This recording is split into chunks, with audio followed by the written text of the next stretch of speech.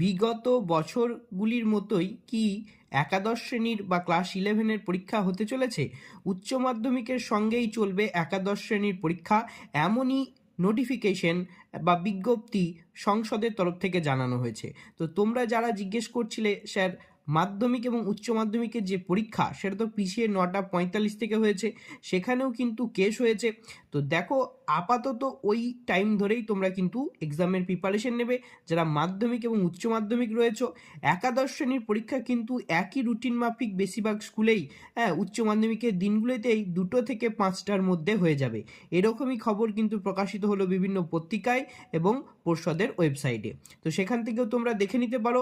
যদি কোনো স্কুল সেই পরীক্ষা ওই দিনগুলিতে না করায়, তবে 20 মার্চের মধ্যে সমস্ত একাদশ শ্রেণীর পরীক্ষা কিন্তু শেষ করতে হবে, এরকমও কিন্তু রয়েছে পর্ষদের তরফ থেকে নোটিফিকেশন। এবং প্রত্যেক